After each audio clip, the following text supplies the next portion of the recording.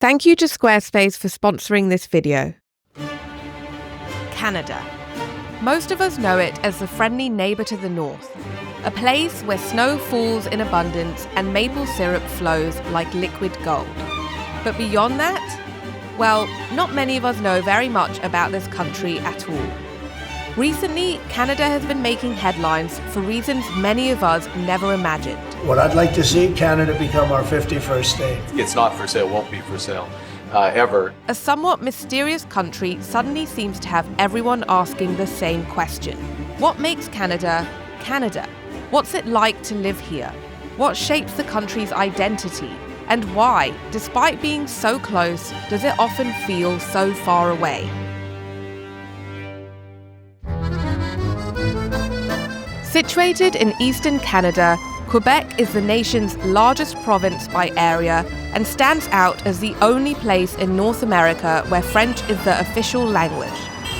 Whilst its people come from a broad mix of cultural backgrounds, Quebec holds the distinction of having the largest French-speaking population outside of France itself. It's a place unlike anywhere else, distinct in its identity and culture. So don't make the mistake of lumping it in with the rest of English-speaking Canada. Quebec is to Canada what Texas is to California, completely different in character, history, and spirit. Old Montreal is a very charming neighbourhood in the city. It's obviously the oldest one, so it was founded in the early 1600s by the French when they decided to create a settlement here. And of course you've got the St. Lawrence River right in front of us, so it was very much a strategic trading hub for them. But it's just a really nice part of the city because it's got a lot of that kind of old European architecture, which is very reminiscent of France, for example. It's got these gorgeous cathedrals like the Notre Dame, which reminds me of the Notre Dame Cathedral in Paris. But it's beautiful, it's early spring. So there are beautiful days like today where the sun's shining, the skies are blue, it's getting a lot warmer. So it's just a really kind of nice time of the year in Montreal. Te semble déchirant, demain sera pour toi un souvenir de joie. Avec toi je suis bien. The real magic of the city lies in its many charismatic neighbourhoods. There are the colourful Victorian-style townhouses of the Plateau Montreal borough, which hark back to the French-speaking bourgeoisie era of the early 18th century. When you're done strolling around, you can do as the Quebecois and enjoy freshly baked French pastries at one of many boulangeries. That's bakery for you Anglo-speakers. Un croissant, almond, et un pain au chocolat, et un cappuccino, s'il vous plaît. I'm trying my hardest to practice whatever little French I know, but it's quite tricky.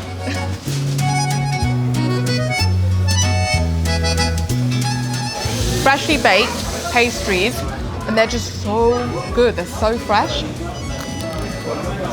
I'm very much enjoying the culture of pastries, coffees. Feels very European, very French, but in a very kind of Quebecois kind of way. How do you say this properly in French?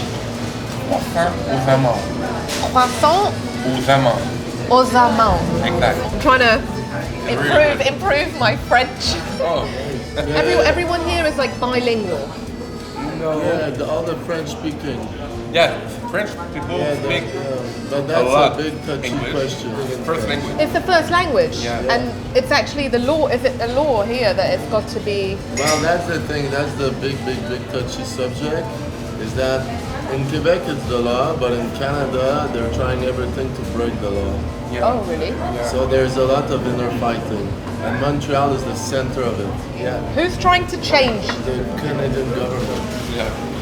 Ah. But Yeah. not always, but It's for specific things, yes. Yeah. It's important to keep the culture, and if you lose the language, you're going to lose a lot of the kind of the French heritage. First of all, we live in French. that's the whole thing, you know. We're all American, North American. When I go to Europe, I feel very American. But it's the only place that we can live in French in a big city also. That's where like people, they don't leave. We're stuck here because if you want to live like American, North American, but yet live in French, so we think, we party in French, we make love in French. The only place is here, so it's kind of like a weird magnet. But what's interesting is that the mentality is very like North American thinking. But Quebec seems to be a very unique entity within itself, within Canada, but at the same time, you guys feel Canadian, right? No, we feel Quebecois. Quebecois, okay. Yeah, very interesting. If you have a passion project or an online business and you haven't got a website in 2025, then you really need to create one, because having an online presence is key to getting your brand noticed. And I have an amazing 10% off Squarespace to offer you in this video. They have award-winning website templates to choose from and super easy drag and drop technology to make your website fit your brand's aesthetic.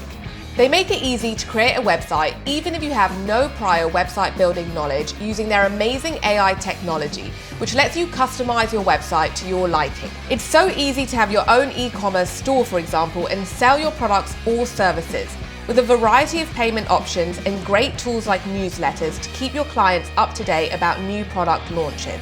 I built my website using Squarespace, and if you're a content creator like me, then go for a template which has a contact form that allows potential sponsors and business clients to get in touch about potential business opportunities. So head to squarespace.com/MeliniAngelica and use my code MeliniAngelica at checkout for 10% off. It's never been easier to build a website, so just click the link in the description, get started now, and create an amazing website. Allow me to introduce you to a truly iconic and beloved dish. One that holds a special, almost sacred place in the hearts of Quebecers. It's called poutine, a surprisingly odd combination of ingredients that in theory shouldn't work well together, but in reality is quite delicious. To fully appreciate this somewhat curious culinary creation, I've come to La Banquise with my Quebecois friends. So, poutine, how do you pronounce it? Tell me, what's the correct way to pronounce it?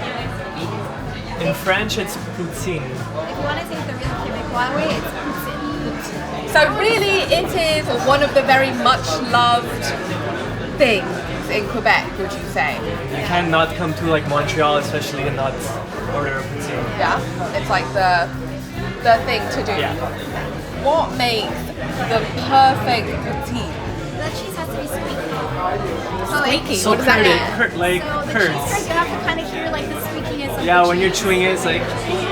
Oh, really? Okay. My friends pick some of their favourites, which they assure me are great for my initiation into the world of poutine. There's the classic: fries, melted cheese, curds, and gravy. This looks a little bit like it could block your arteries if you eat it too much. Then there's a galvo, which adds pieces of grilled chicken and peas to the mix. I love the chicken and the peas. Good, right? Really delicious. It's very homey. Like it tastes like a homey meal. Yes, it does. And finally, we have the reggae, adding what looks like a taco filling of ground beef, guacamole, tomatoes, and hot peppers. This one's the one that looks the craziest. It's almost a little bit like taco flavor on chips. Yes. This was really good, guys. I'm impressed, right? It's actually very good.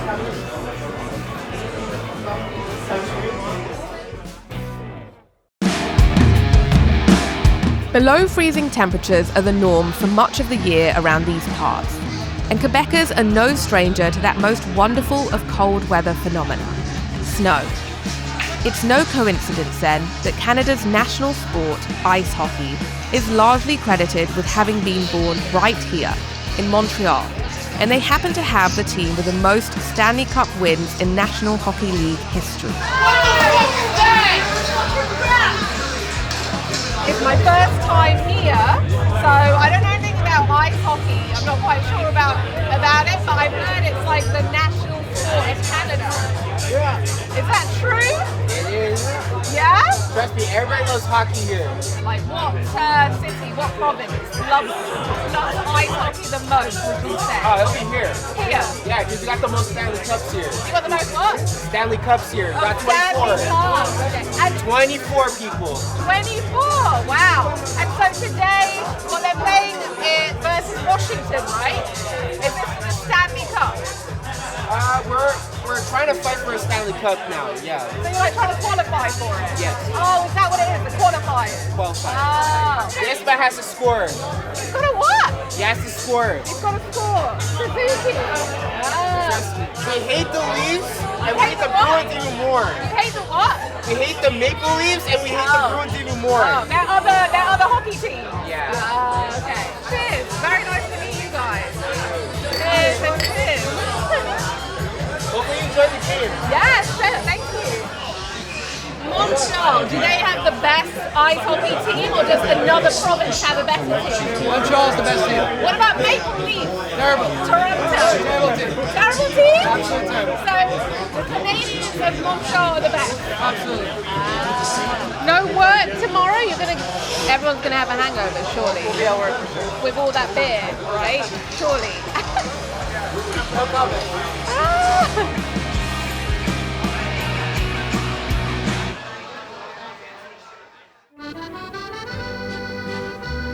Quebec City stands as one of the oldest European cities in North America. In 1608, Samuel de Champlain, known as the Father of New France, navigated the St. Lawrence River and chose this location to establish a permanent settlement. It was here that France's first North American colony would flourish from the lucrative fur trade, most notably beaver pelt, which proved to be a highly sought-after commodity in Europe. I think seeing Quebec City from the water is really the best way to appreciate its beauty. You get this gorgeous, gorgeous view of the Hotel Chateau Frontenac, which is a very historic hotel. It dates all the way back to the late 19th century and it just sort of towers over the city. It's beautiful. So from here you really get an idea of how the old town of Quebec City is divided into the upper and the lower parts. You can really appreciate that sort of European, French-like atmosphere to the city. They very much sort of reconstructed it to match those sort of medieval French times in the 17th century. By the time fighting broke out with the British in 1758, Quebec City was the centre of French resistance in the region. But in the end, it was here, on the Plains of Abraham, that the French made their last stand, before succumbing to the military might of Great Britain and its conquest of France's North American colonies. The old town in Quebec City is incredibly charming, especially the architecture and the colourful homes. Everything's in French here. All of the signs and the names of the restaurants, and of course French is the official language. And that's really the magic of this province in Canada, because you have so much of that French heritage and culture here.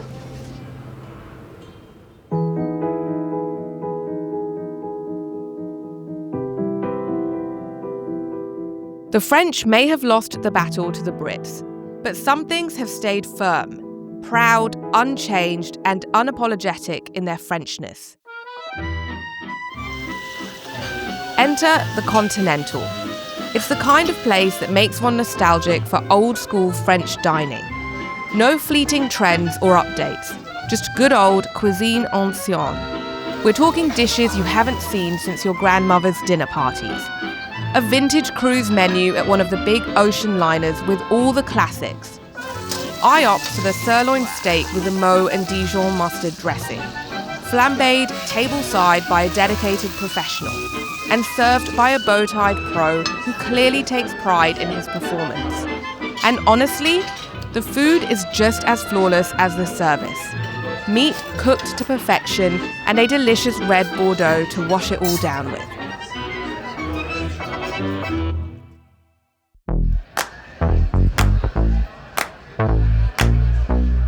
Montreal is often called the party capital of Canada, and it has been since the days of Prohibition, when the city became a magnet for those seeking a good time. It's pretty much a crime not to indulge in the after-hours alcoholic beverage scene here. I start my night off at Les Majestiques in Montreal's Mile End neighbourhood, described as a buzzy seafood spot which serves up fresh oysters, cocktails and fine wines until the early hours of the morning. Are you from Canada? Yeah, we're from Montreal. Where are you from? From London. You're from London, that's really cool. Yes, I'm here visiting. Like, what are Canadians like? What are Canadians like? Not Trump. We like not liking Trump. We don't like Trump. We like public access to healthcare. We like social services. We like rights for women and for marginalized groups. We like voting for the country, not for the party. We like saying sorry. We like saying thank you. We also like saying sorry. The Brits love it. They like hockey. We like poutine. Yeah. We love Canada Day. Sorry, poutine the food, not the person. Yeah. But I guess like Montreal, just being here a few days, it's so unique because obviously everyone speaks French and like it's got quite European vibe. Yeah. Would you say like I lived in Montreal my whole life, and I sometimes like the language laws. It's a bit hard because as an Anglophone or like a bilingual person in Montreal, it's a bit hard to. It's biased towards the French. Yeah, like is it like you have to? Everything's going to be written in French, like the names of the restaurants. As an Anglo, you're not super represented in Quebec, but or 100% welcome. Oh, really? Depends who you ask. I would never leave Montreal. I love it so much. Yeah. Cheers. Nice to meet you. Nice to meet you.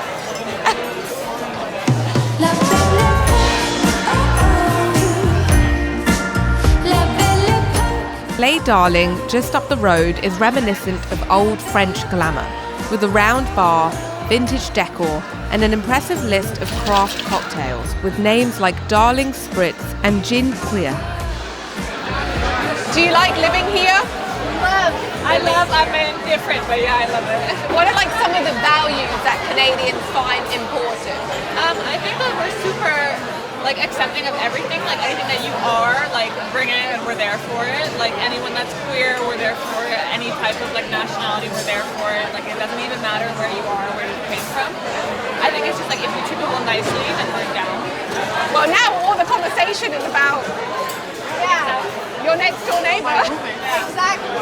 So, which is, I guess it's like reuniting Canadians a lot, I imagine, right? The whole of Canada. Definitely. We just had an election and we feel united as a country. Yeah, I also think Quebec, based on the recent election, like a lot of the western side of the province was conservative, and Quebec carried a lot of like liberal seats. So I think that like that makes me prouder in being a Quebecer. Like we're standing for something that aligns with my values. Yeah, that's really good. Very good. Well, so nice to meet you. Yeah, very nice. Cheers. Yeah. Nice to meet you.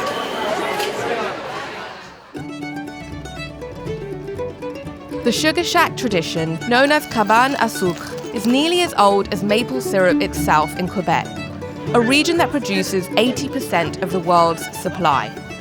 Central to this rustic, outdoorsy culture is the cabin in the woods, where maple sap is collected from hundreds of trees and boiled down into syrup.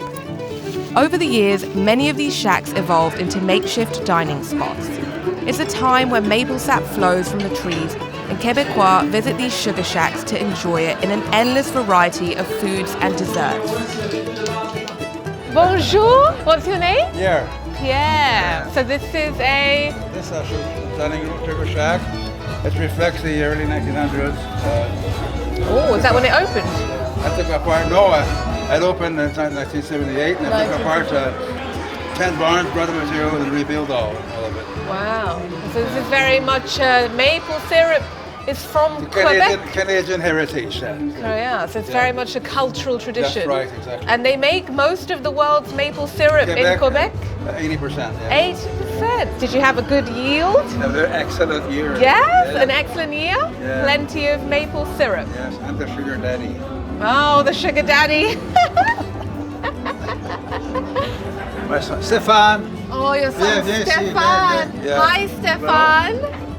Nice to Bonjour. meet you. I'll leave you with him, okay? Thank you. We wanted to capture the tradition of the maple syrup and this Wonderful. off sugaring. Is that what it's called? Oh, sugaring off. Sugaring off. Okay.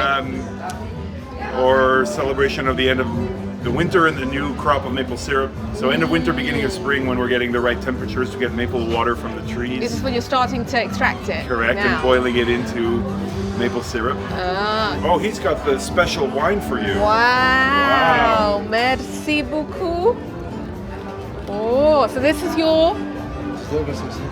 Wapiti. Wapiti means elk. Elk blood. Elk blood? Elk blood. They put hair on your chest. Oh, you don't actually put elk blood in it, do you? I like a hairy woman. A hairy woman? I'm only here for the wine. Oh gosh. How do you like working with your dad? I love it. You love it? Yeah, never a dull moment. Okay, yeah, I can imagine. Cheers. How do you say it in French? Santé. Santé. Santé. Santé to your health, Santé. but also to a good time, to the celebration of maple syrup. Yes. This one's kind of between a red wine and a port wine, and a hint of maple syrup. Oh, and a hint of Just maple a little bit. syrup. Wow. We don't want the maple flavor to overtake the wine flavors. Nice. Hope you like it.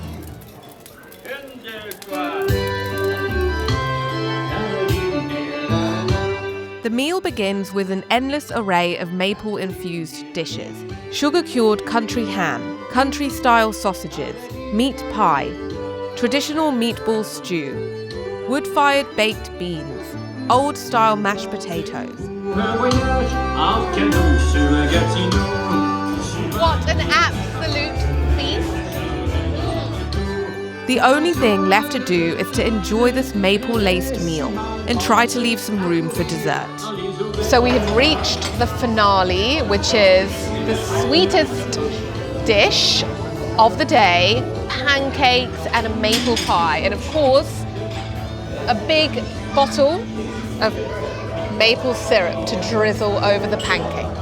I am already in a sort of sugar dream right now. I am in maple syrup heaven.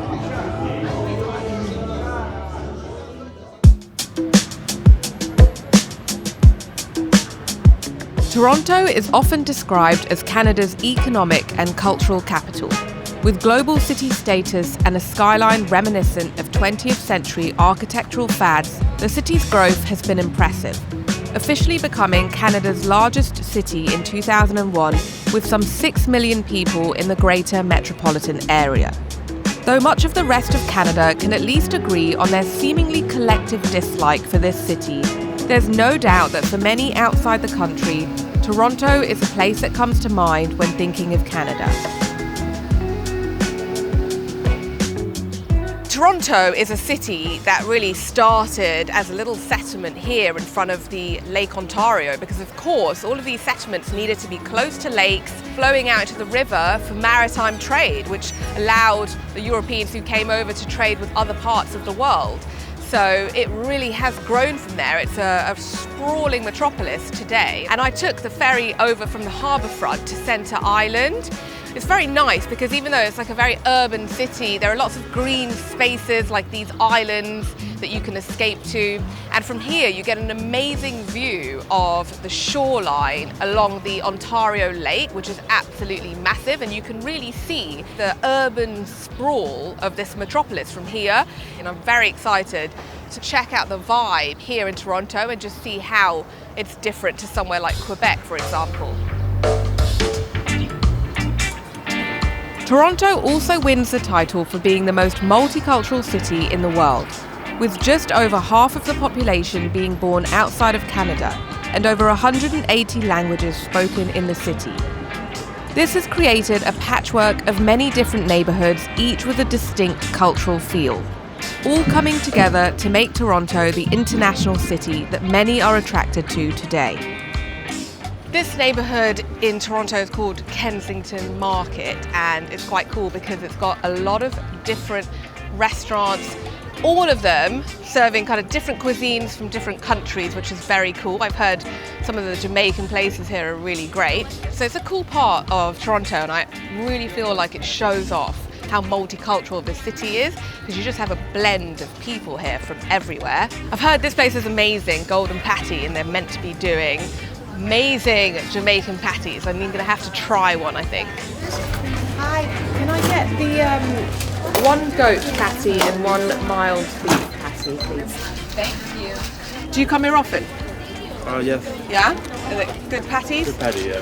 What's the best one? The beef and cocoa bread. Beef and the? Cocoa bread. Oh, the cocoa bread. Yeah. Good. So, are you from Toronto? I'm from Mississauga. From the? Mississauga. Mississauga, so nearby. Yeah, maybe a half an hour drive. Half an hour drive. Have you always lived here? I'm not from Jamaica originally. How long have you been living in Toronto? Maybe 25 years. Wow. Okay, so a long time. Yeah, a very long time. What's it like? Do you like it? It's cold, but other than that, it's alright. Yeah? Yeah. Is there a big Jamaican community here? Yeah, kind of here. A lot of people here. Mostly in Kensington Market? Yeah. So you got all your comforts still from home, but you can find it here. Right here for sure. Which is nice. Or they get the coconut over there. You get a lot of stuff there, that, no? Yeah. Nice. Hi. Do you do sugarcane juice? Sugarcane juice? Oh, wow. What's that? Oh. Thank you. This is... You can inside and spit out the seeds. Okay, thank you. It's so good. You're from Toronto? Mm-hmm. Yeah? Scarborough, Ontario. Born and brought up, raised here. Born in Toronto, baptized in Brooklyn, New York. People seem to say like, oh, Toronto is like New York City, like really similar, the culture's similar, the people are similar. Do you agree? I can see that to some extent in regards to like the hustle and the bustle, but it's not as live as 24 hours like New York. New York is is like 10 times, like it's on steroids. It's like New York the big brother, and then Toronto's like the little brother. And what about like the people, like culturally? Do you think they're similar to Americans, Canadians, or? There's more culture over here. We're first generation immigrants. So our parents were the first immigrants to come down. So I think we have a little bit more of the culture here in regards to family and sticking to like what you're brought up with. Like whether you're Trinidadian, West Indian, Chinese, Indian, and bring your culture over here makes it a big melting pot. And they know where they come from as opposed to being like a 20 years or 100-year deep American. I don't think they know where their roots started from. Interesting. You know what I mean? And they're maybe like very assimilated or Americanized. And that's where you get the ignorance from. They think we live in igloos up there, some of them. A lot of people don't know, Right. It's true. Yeah. Super interesting. What's your name? Trey. Malini. Very nice to meet you. Have a good day.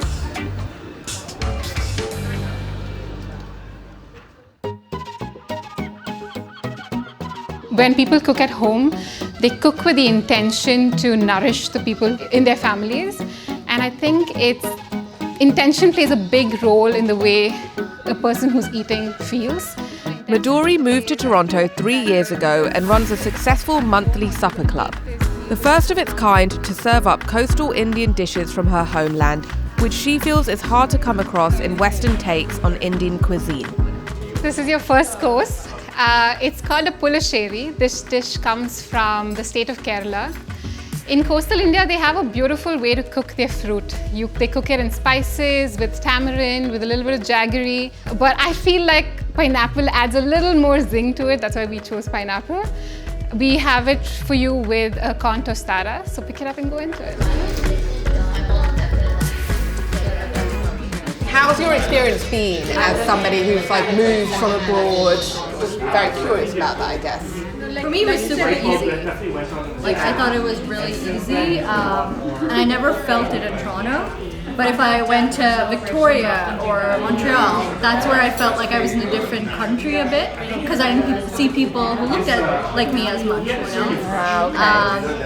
and it just felt completely different. If I was to say to you, like, what does it mean to be Canadian, what would you say? What is it to be Canadian? Yeah, living for the summer. I think being Canadian is being very polite. It's being very kind.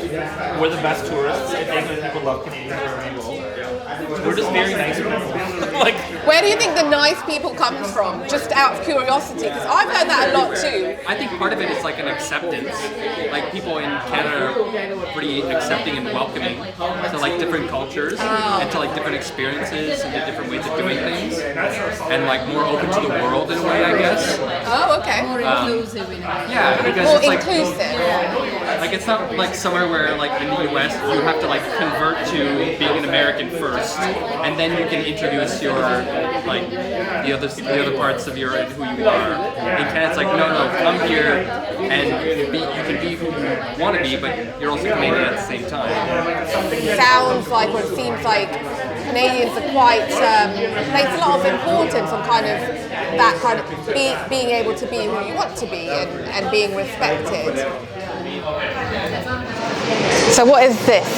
This is a very mild coconut fish curry. It comes from the state of Goa in India. It has very mild spices like coriander, cumin, pepper, Nice. cumin. Why did you pick Canada? So this was a conversation me and my husband had just when we got married, and Canada felt like the place that had the kindest people, very welcoming. But even when I started my business, I had no network, I had no background. I came here, I wrote to random businesses on the internet, and every single one of them had replied to me. Wow. Well, it sounds like they don't fear differences as much as they celebrate them and feel like it might make culture and society even more interesting.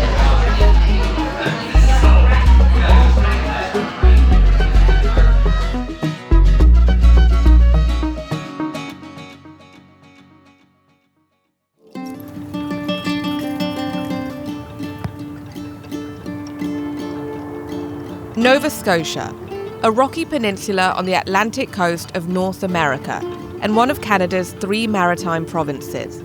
Inhabited for some 10,000 years by the Mi'kmaq indigenous people, the French were the first to establish a European settlement here in 1605, known as Acadia, with heavy fighting between France and Great Britain for control of the region characterising much of the following century. The British were ultimately victorious with the signing of the Treaty of Utrecht in 1713, when the French ceded mainland Acadia to Great Britain. What followed was a mass expulsion of French Acadians from Britain's new colony and an influx of Anglo settlers, mostly from New England, Scotland and Ireland.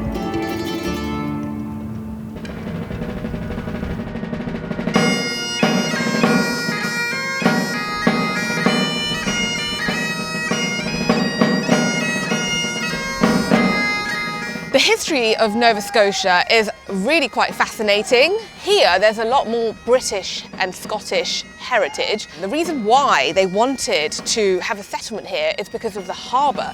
It is one of the deepest harbours in the world, and it's free of ice. And of course, being on the east side of Canada in the Atlantic Ocean, it gave them control over the transatlantic trade routes. So it's really the reason why the British decided to have their Royal Navy base here in Halifax, in Nova Scotia. Many of the forts were built to defend from potential invasions from the French, because the British and the French fought a lot over the territories in Canada. But this one was actually built in the 1800s to defend against potential invasions from the USA, who by that point had established their independence and tried to invade Canada and Halifax. So really these forts were there to defend the harbour and British North American territories.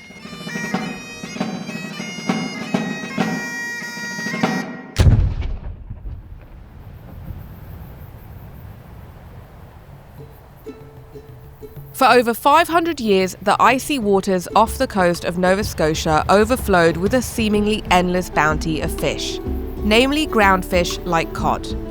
Fishermen from all over, as far away as England, Portugal and Spain, came here to pull them from the sea, salt them and sail back home. Nova Scotia's communities have been shaped by this long history of fishing. It's all many of its people have ever known, and most towns lived off that industry well into the 20th century. Fishing villages like Peggy's Cove are living examples of how the local population continue to make a living from these waters. The fishing industry has changed a lot over the years. So originally, what was fished the most was ground fish like haddock, cod, pollock. But unfortunately, those stocks really declined. So in the 20th century, the government actually put a moratorium on being able to fish that. So a lot of these communities had to decide what they wanted to do, but they did continue, and they're very resilient. And today they're fishing things like mackerel, lobster, tuna. So it's just kind of adapting to the changing environment and the challenges of the fishing industry. So you can just see here, for example, some of the fishing boats parked up in the harbour, lots of lobster cages, because that's one of the main things that are caught today. Hi, hello. Hello there, how are you? I'm good, thank you. So, are you a fisherman? I am. Have you always fished here in Peggy's Cove? I have. Yeah, what do you fish? Well, pretty much just lobster right now. It's the only thing I have a license for, but... So how has the fishing industry changed, would you say, for over the 50 years? It's different. When quotas came on, things like the ground fish or whatever, the moratorium that came in, but... so that's when they put a ban on it? Well, that you're not allowed to just catch whatever you could catch. Now there's quotas, but as for lobster, there isn't. You can catch whatever amount of lobsters you... And the lobsters have increased over the years. Oh, really? Yeah. So they're like in abundance? Well, it's fairly good, yeah. But things like cod declined a lot? Yes, but I think we're sort of coming back again some because you're not allowed to catch them. Was it overfishing? Was that what happened? Well, probably. And you have your shed, obviously. The wooden sheds are to kind of keep all the fishing, equipment, cages. Yeah. And work there all the time. Work there, maybe have a beer. Oh, definitely that. Oh, yes. A little catch up with your friends as well. Exactly. Seems like you've been here before. I just look at it and I'm like, that's not a bad chill out beer shed as well. So yeah, with the lobsters. Yeah. Thank you. It was so nice to meet you. You also. Bye. The only thing left to do on a trip to Nova Scotia's South Shore is locate a seafood shack, preferably one with a nice view. Get your trusty bib on and devour one of these great North Atlantic crustaceans. Order a few seafood sides for good measure, a plate of buttery Digby scallops and Newfoundland mussels in a garlic sauce. But around here, it's all about the lobster. It's seafood dining at its best. What more do you need? Incredible seafood, a beer, a stunning view, and a beautiful day.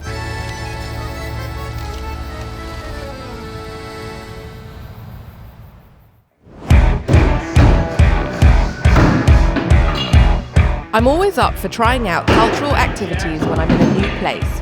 So when I found out that people here like to get liquored up and throw axes at a target for fun, my interest was definitely piqued.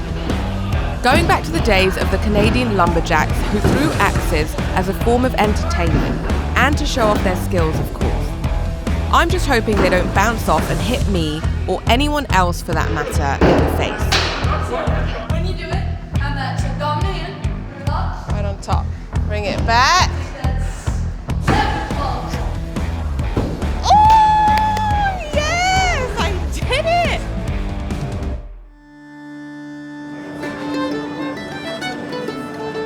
One good thing about being in the Maritimes is that there's no shortage of good old Irish pubs to visit, where you can get yourself some classic pub grub, fish and chips made with the local haddock, and a pint of Guinness to wash it down with. You got the Guinness! Yeah!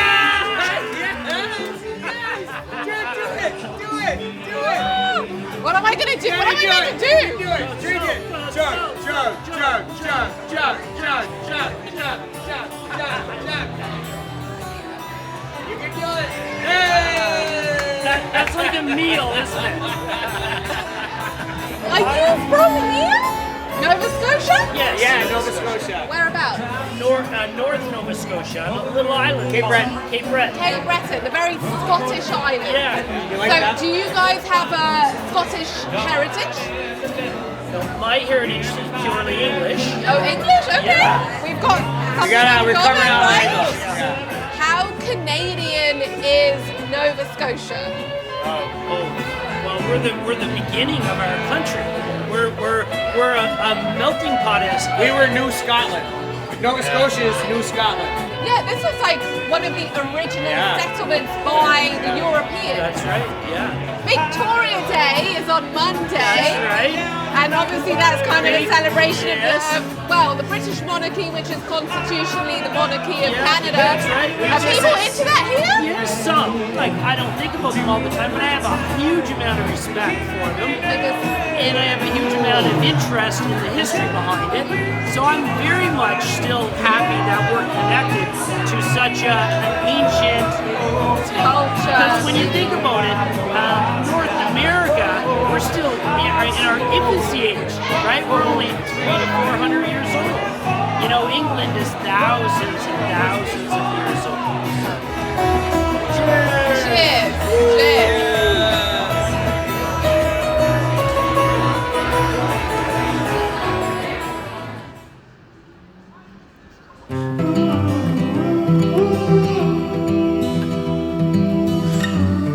Each province in Canada has its own unique history, and together they form something much bigger than I could have ever imagined. I've come to realise that every part of this country, no matter how different, plays an equally important role in shaping what Canada is today. It's a young country which is developing its identity, and there's still so much more of it to see and learn about.